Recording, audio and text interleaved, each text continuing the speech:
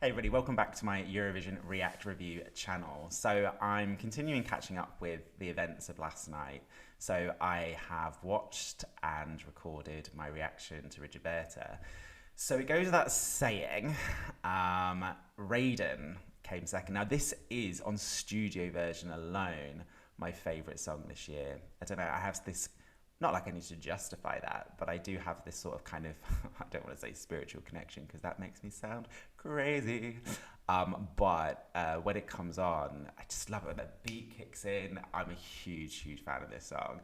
What I'm quite excited about in regards to watching how he did last night is he's been very open and public about the fact that this song is a song that needs to be performed.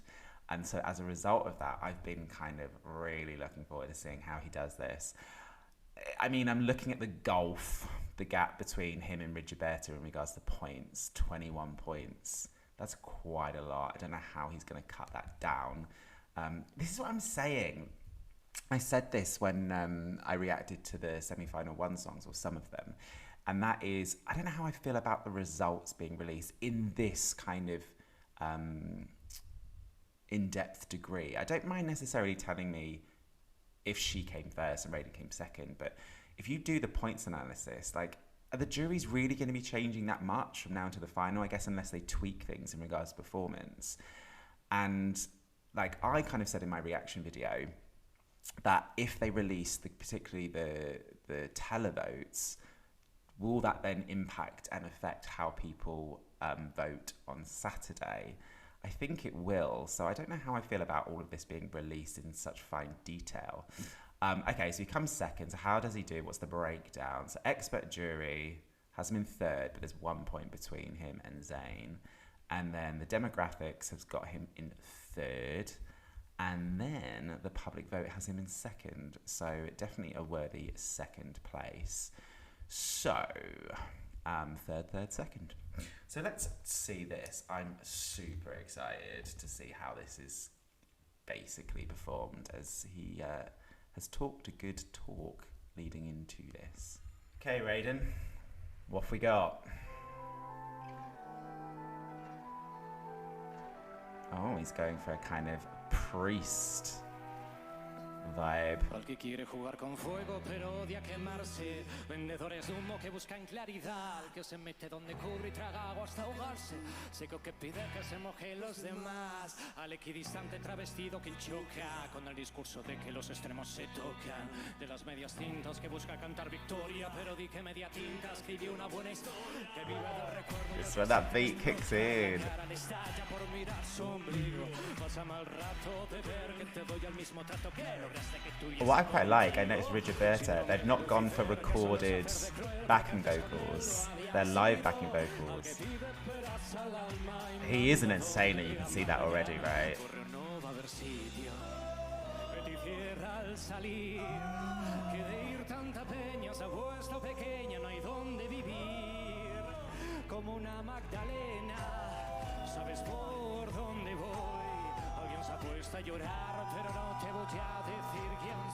I like that harmony of those backing vocals.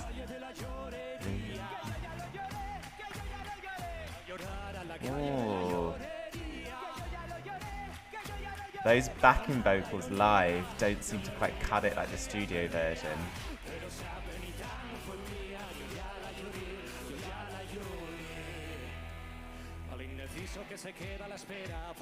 This is fun. Well, it was going to be, right?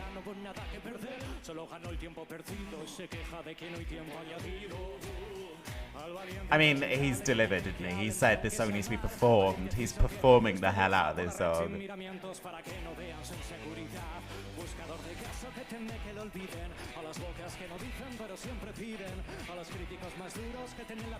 That electric guitar isn't as obvious in the studio, so they must have kind of made a small revamp,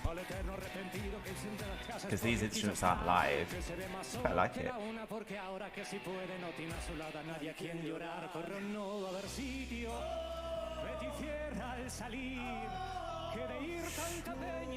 The backing vocals live doesn't quite cut it compared to the studio.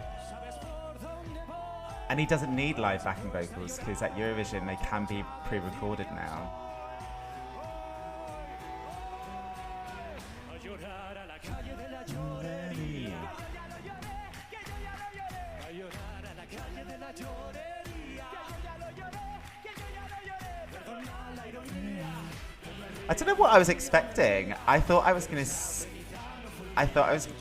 expect more of a story delivered with the performance, but it's not. Look, at the end of the day, I don't think I've got it in me to be critical of that because, like I said, I'm in love with that song.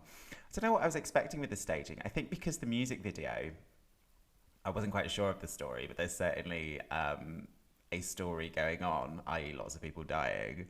I don't know, I thought, you know, a bit like Rigoberta, where obviously there's a performance, but she's trying to do some sort of narrative. I thought there was going to be more of a narrative with this rather than him just hanging with his homies.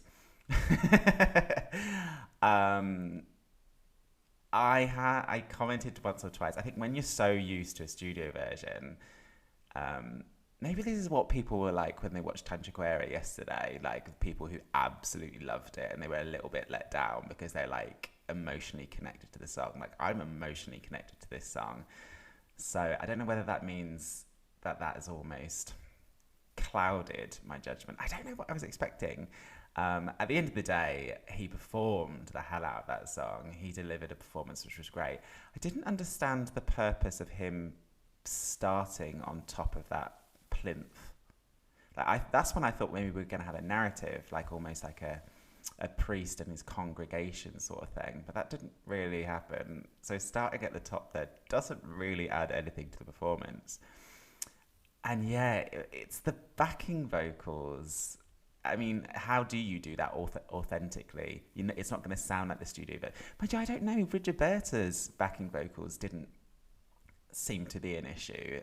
But I don't know, because it's so different in the live performance compared to the studio. It is not jarring or off-putting, but it's different.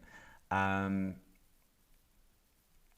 don't know. I feel maybe I've got a same reaction to this as obviously people who love Tanchaquera. I think I had an idea what this was going to be, and I thought there was going to be more of a narrative, a story, and moreover, yeah, the backing vocals. But I mean, yeah, I don't know. It's just him. Like, he sells the song is quality. He sells the song through his performance. So I just wanted a bit something else. I wanted a third thing. And I don't think I got it.